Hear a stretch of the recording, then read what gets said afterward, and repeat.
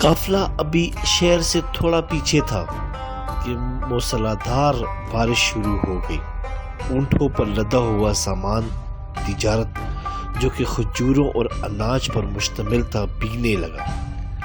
بارش سے محفوظ جگہ پر پہنچتے پہنچتے آدھا مال بیگ چکا تھا۔ منڈی میں پہنچ کر تاجروں نے مال اتارنا شروع کیا۔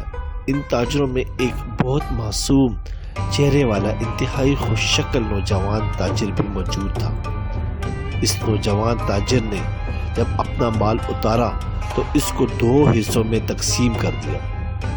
خشک کھجوریں اور خشک اناج ایک طرف رکھ دیا اور بھیگی کھجوریں اور اناج علیحدہ کر کے رکھ دیا۔ جب خرید و فروخت شروع ہوئی تو نوجوان تاجر کے پاس جو خریدار آتا وہ اسے بھیگے مال کا بھاؤ کم بتاتے جبکہ خشک مال کا بھاؤ پورا بتاتے۔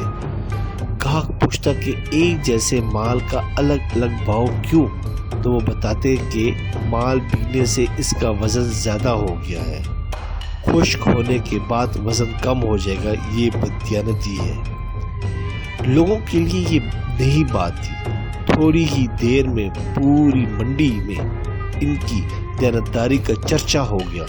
لوگ چوک در چوک معصوم صورت والے تاجر کے گرد جمع ہونے لگے۔ ان کے اخلاق کے گرویدہ ہو گئے۔ وہ معصوم اور خوش شکل نوجوان ہمارے نبی کریم صلی اللہ علیہ وسلم تھے۔ سبحان اللہ۔ سبسکرائب کریں، لائک کریں اور بیل آئکن پہ کلک کریں تاکہ آپ کو اس طرح کی پیاری اچھی اسلامی ویڈیو ملتی رہے۔